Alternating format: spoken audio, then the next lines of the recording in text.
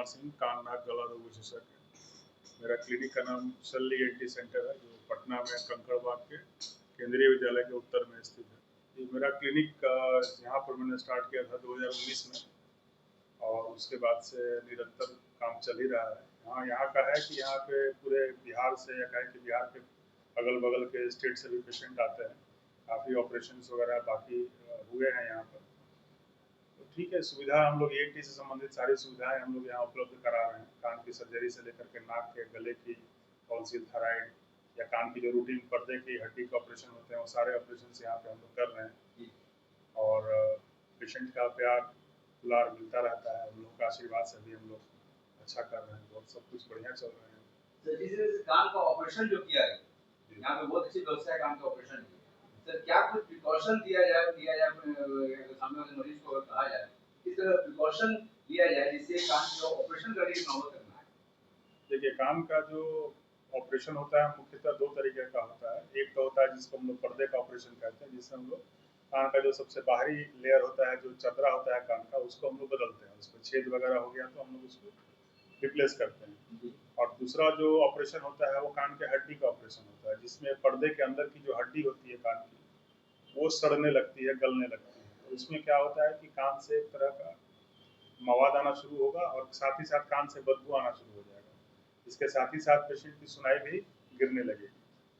खास करके बच्चों में अगर कान बार बार बह रहा है तो उसमें इमीडिएट अटेंशन की जरूरत है। तुरंत किसी नज़दीकी ENT डॉक्टर के पास जाकर के उनको दिखाइए, क्योंकि ये शुरुआती लक्षण है। अगर वो परमानेंट रह गया, बार बार समस्या होती रह गई, तो जो समस्या है वो परमानेंट हो जाएगी। जैसे कान का छेद वगैरह है वो परमानेंट हो जाएगा, तो उसमें फिर बिना ऑपरेशन के कोई विकल्प नहीं बचेगा। और जो हड्डी वाली बात होती है, जिसमें हड्डी सड़ रहा है, उसमें ऑपरेशन के अलावा कोई विकल्प नहीं है। जैसे उसमें हम लोग दवाई वगैरह से उसको ठीक नहीं कर सकते। एक बार जब हड्डी सड़ना शुरू हो गया तो उसको ऑपरेशन से ही ठीक करना होगा। हाँ, ये है कि कुछ परहेज करके, कुछ प्रिकॉशन लेके हम लोग वो नौबत नहीं आने दें।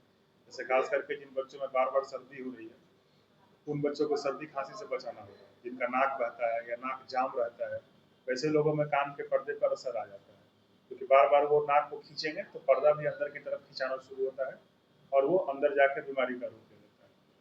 तो सारी चीज़ें कनेक्टेड है, कान नाक गला सब कनेक्टेड है आपस में। तो कोई भी बच्चा जिसको बार बार जुकाम हो रहा है, नजला हो रहा है, खांसी हो रही है, तो उसको कान संबंधित समस्या हो सकती है।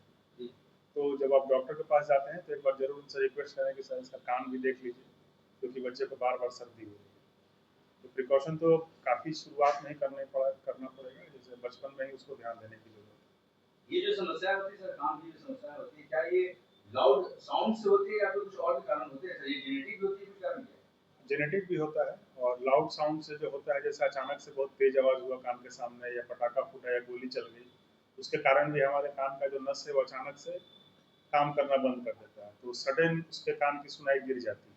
जैसे अक्सर लोगों को फायर अलार्म जो चल जाता है बगल में, या पटाखा कोई फूट गया, या अचानक से DJ वगैरह के साउंड में स्पीकर के सामने चले गए, तो उन लोगों को अचानक से कान में वो सनसनाहट के साथ कान की सुनाई बंद हो जाती है। तो वो होता है कि एकॉस्टिक ट्रॉमा हो गया, मतलब लाउड नॉइज से उनको ट्रॉमा हो गया कान में। कभी कई बार कान का पर्दा भी फट सकता है, उसमें कान से खून भी आ सकता है, क्योंकि तेज आवाज से जो वाइब्रेशन होता है वो पर्दा बर्दाश्त नहीं कर पाता है, और जो अंदर का नस है उसमें भी नुकसान होता है, पर्दे में भी नुकसान हो जाता है। इसका मतलब तो सर ये ईयरफोन भी यूज करना डेंजर? ईयरफोन हम लोग सजेस्ट नहीं करते हैं। अगर आप ईयरफोन यूज़ कर रहे हैं तो 20-25 मिनट से ज़्यादा यूज़ मत करिए, फिर कान को थोड़ी देर के लिए छोड़िए, क्योंकि वो एयर टाइट होता है। ईयरफोन जब लगाएंगे तो एयर टाइट होगा, कान की जितने दीवार होती है उसके चारों तरफ वो सील करता है। तो बहुत देर तक अगर वो प्रेशर रहेगा तो कान में सूजन आने की संभावना और माइल्ड पेन हमेशा रह सकता है कान में, इसलिए उसको रिलैक्स भी करना है। इससे बेहतर होता है कि आप स्पीकर पर रखें, या फिर जो बाहर वाला आता है वो हेडफोन वगैरह वो यूज़ करिए।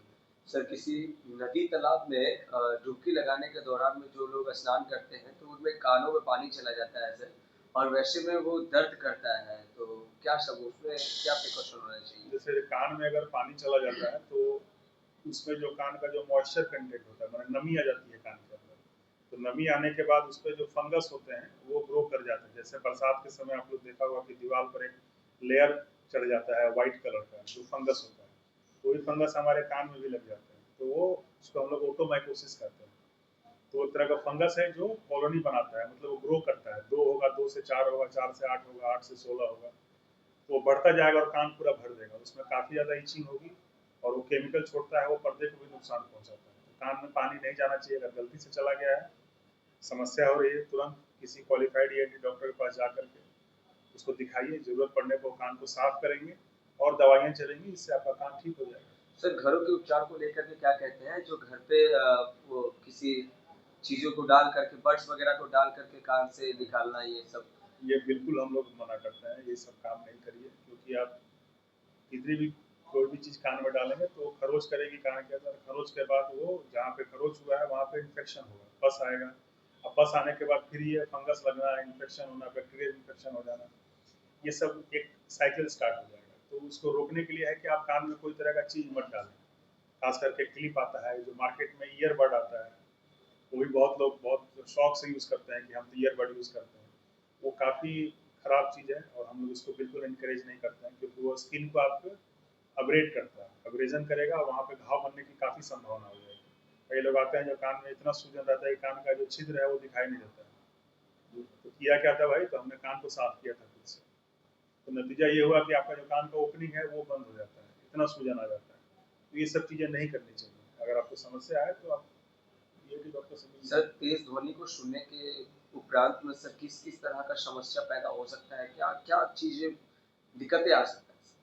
देखिए, तेज आवाज़ के लिए गाइडलाइंस होती हैं, जो बड़ी-बड़ी फैक्ट्रीज़ होती है जिनमें साउंड काफ़ी आता है, उनको गाइडलाइन का फॉलो करना पड़ता है कि वर्कर कितनी देर तक तेज आवाज़ में रहेगा और कितनी देर उसको आवाज़ से हट के अलग से रखना पड़ेगा। तो इसका एक प्रोटोकॉल, एक गाइडलाइन बनाया हुआ है। लेकिन हम लोग शौकिया अगर तेज आवाज़ को बहुत देर तक सुन रहे हैं, तो कान का जो सुनने का जो यंत्र है, उसके अंदर भी मसल्स होते हैं जो थकते हैं, तो फटीग होता है, और एक लिमिट के बाद वो काम करना बंद कर देंगे और कान के नसों में भी प्रेशर आता है, जो वो सूखने का भी चांस हो जाता है उसका। और इसके अलावा जैसे मैंने बताया कि बहुत तेज आवाज़ से कान का चदरा भी फट सकता है, नस भी सूख सकता है, कान के अंदर परमानेंट बहरापन भी हो सकता है। तो तेज आवाज़ से बिल्कुल बचना चाहिए। आजकल जो हर ईयरफोन पे या इस पे एक वो मार्क देता है कि कितना साउंड तक आप सुन रहे हैं, इसके ऊपर का साउंड आपको वो मना करता है, इसके ऊपर का साउंड आप नहीं सुनिए। तो वो सब चीज़ों को ध्यान रखें। हर कंपनी जो भी ईयरफोन अच्छी क्वालिटी का बनाती है उसमें मार्क करते हैं कि इससे आगे आप लाउड अब सुन रहे हैं, तो उतना साउंड से नीचे ही सुनिए और थोड़ा देर कान को रिलैक्स करिए। अगर आप आधे घंटे आप सुन लिया तो आप कान में ईयरफोन निकाल दीजिए, घूम घाम के आइए, आधे घंटे 40 मिनट फिर लगाइए उसको। तो खास करके जो बच्चे कोचिंग कर रहे हैं, क्लास कर रहे हैं, लाइब्रेरी जा रहे हैं, जी। उनके लिए है कि उनकी मजबूरी है कि वो स्पीकर पे नहीं सुन सकते या उनको लगातार काम करना है। तो बेहतर हम लोग ये कहते हैं कि आप जो ये हेडफोन आता है जो बाहर के ऊपर से लगाते हैं वो लगाइए और साउंड को कम रखिए, बहुत तेज आवाज में उसको नहीं सुनना है।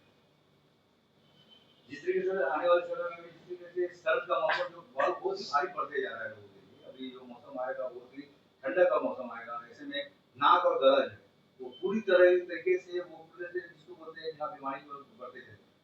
ऐसे में सर क्या कुछ संदेश आप उन लोग को देंगे जो साइनस के भी पेशेंट है और पूरी तरह से गले को लेकर जो थ्रोट का प्रॉब्लम है और जो चाहते हैं कि भाई हमें इस समस्या से निजात मिल सके परमानेंटली, क्या कुछ कहना है? देखिए, नाक की समस्या और गले की समस्या जैसे मैंने बताया कि सब चीज़ आपस में जुड़ी हुई है। ठंड के मौसम में खास करके जिन लोगों को एलर्जी वगैरह है उनको एलर्जी की समस्या बढ़ जाती है, प्लस साइनोसाइटिस की जिनको समस्या है उनको साइनस का पेन वगैरह भी बढ़ जाता है, और साइनस का और एलर्जी की जिनको समस्या होती है उनको दमा होने के भी चांसेस काफ़ी रहते हैं, क्योंकि यहाँ से लेकर के फेफड़े तक वो एक ही रास्ता है।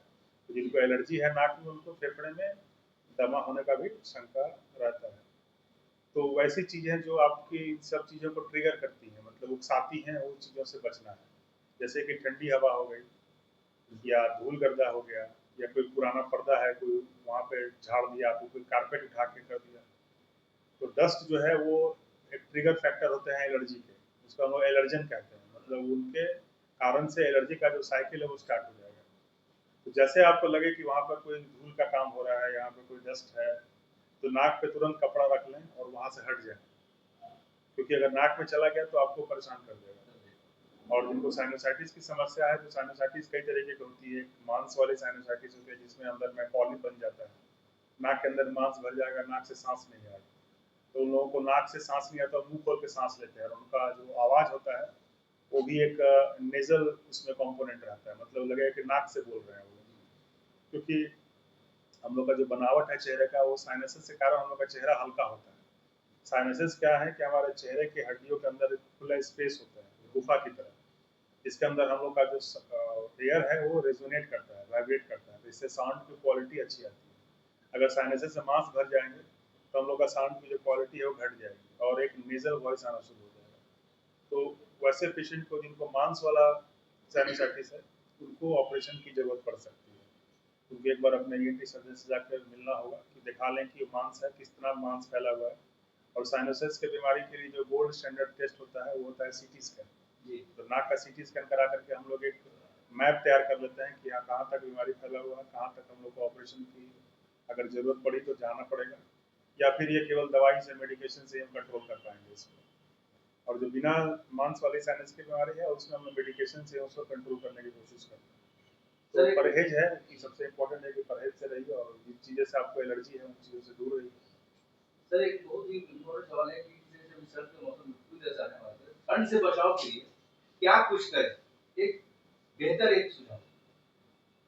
ठंड के मौसम में तो ठंड तो पड़ेगी ही, वो तो हमारे हाथ में है नहीं कि ठंड को हम रोक लें। ये चीज़ें हैं कि जिस बहुत लोग सेंसिटिव होते हैं ठंड को लेकर के, तो ठंड थोड़ा भी हुआ तो उनका नाक जाम हो जाना, छींके आना, ये सब स्टार्ट हो जाता है। तो ये सब चीज़ें से बचने के लिए आपको जैसे बताया कि परहेज से रहिए अपना। अगर ठंडी हवा का एक्सपोजर आपको मिल रहा है तो नाक और गर्दन को कपड़े से लपेट करके रहिए। और धूल गर्दा है ये सबसे बचिए। और खास करके छोटे बच्चों को, जो छोटे बच्चे हैं वो आप ध्यान नहीं दे रहे हैं और वो हल्के कपड़े में बाहर निकल गए, तो सर्दी अगर उनको होती है तो उनका नाक बहता है और साथ ही साथ में वो कान पे असर कर जाता है। तो सर उन क्या बच्चों रूम हीटर लगाना घर में सब सही है? रूम हीटर जो होता है उसमें प्रॉब्लम ये होती है कि वो अंदर का मॉइस्चर को खत्म कर देता है, क्योंकि वो कुछ ना कुछ वो हीट कर रहा है तो अंदर का जो नमी है उसको खत्म कर देता है। तो रूम हीटर रात को लगा के सोना बिल्कुल हम लोग इनकरेज नहीं करते हैं। अगर रूम हीटर आप लगाए हुए हैं तो एक बर्तन में पानी रख लीजिए रूम में, ताकि वो पानी से जो कमी है मॉइस्चर की वो पूरी होती रहे। और रूम हीटर खास करके पूरा रूम बंद करके रूम हीटर चलाना बिल्कुल सेफ नहीं है, क्योंकि वो ऑक्सीजन को भी एग्जॉस्ट करता है और रूम के अंदर की नमी को भी एग्जॉस्ट करता है।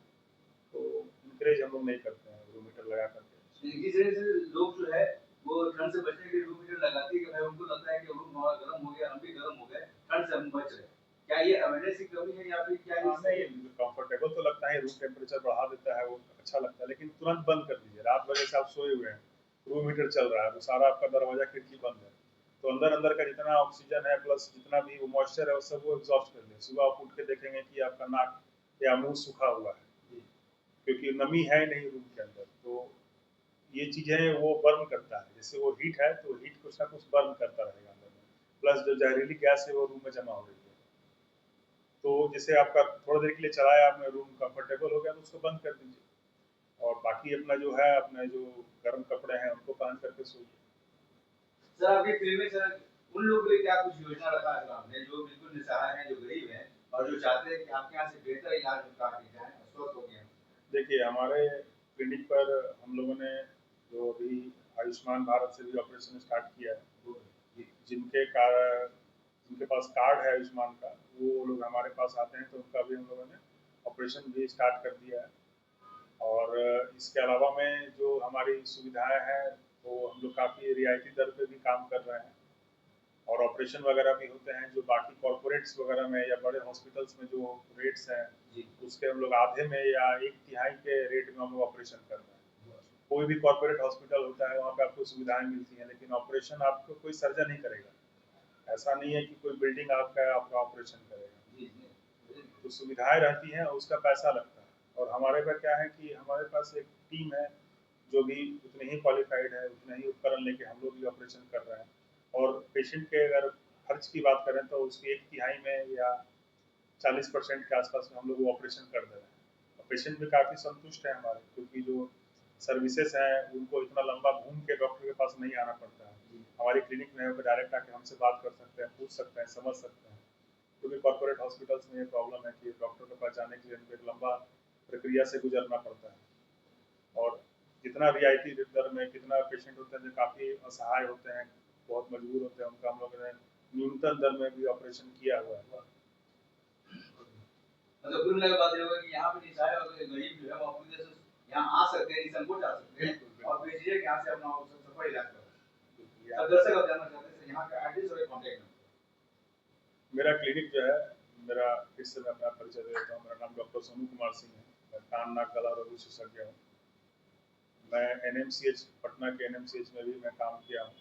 इसके अलावा पटना के पारस हॉस्पिटल में भी मैं रहा हूँ। इसके अलावा मैं मेरठ में भी रहा हूँ, दिल्ली में भी काम किया हूँ।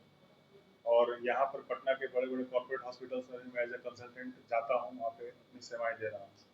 मेरा ये जो क्लिनिक है, ये शल्ली एंटी सेंटर के नाम से है, जो कि पटना के कंकड़ बाग में केंद्रीय विद्यालय के उत्तर की तरफ में बैंक ऑफ बड़ौदा के बगल में स्थित है। तो यहाँ पर हमारे यहाँ कान नाक गला के संबंधित सारी सुविधाएं उपलब्ध हैं। रोगी यहाँ हम लोग देखते हैं, यहाँ पे भर्ती करते हैं। ऑपरेशन की भी सुविधा हमारे यहाँ उपलब्ध है। इसके अलावा मैं आयुष्मान कार्ड से भी जिन रोगियों को ऑपरेशन की जरूरत होती है, उनका भी ऑपरेशन हम लोग कर रहे हैं। तो सर एक बार अपॉइंटमेंट लेना हो तो क्या ये 24/7 क्लिनिक है या फिर टाइम के अनुसार है? ये कॉन्टैक्ट नंबर के साथ जरा बताएं। हमारा जो क्लिनिक है ये संडे को बंद रहता है, क्योंकि ये मेरा पर्सनल क्लिनिक है। इसमें मैं केवल मतलब डॉक्टर ENT एज है, मैं ही केवल हूँ यहाँ पर। तो हमारा क्लिनिक जो है वो आप कांटेक्ट करके डॉक्टर सोनू कुमार सिंह के नाम से आप गूगल पे सर्च कर सकते हैं, जस्ट डायल पे सर्च कर सकते हैं। इसके अलावा मेरा क्लिनिक का नंबर है, वो आप नीचे लिखा होगा तो आप देख लीजिए।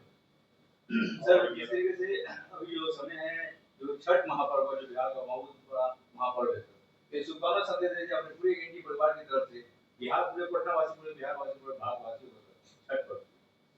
जी, आप सभी को, आपकी टीम को, आपके जो लोग आए हुए हैं उन सभी को, और पूरे बिहार वासियों को, पूरे भारत वासियों को मेरी तरफ से दीपावली और छठ की आप लोगों को बहुत बहुत हार्दिक बधाई, हार्दिक शुभकामनाएं। बहुत बहुत आप शुक्रिया लोग सर, स्वस्थ रहिए।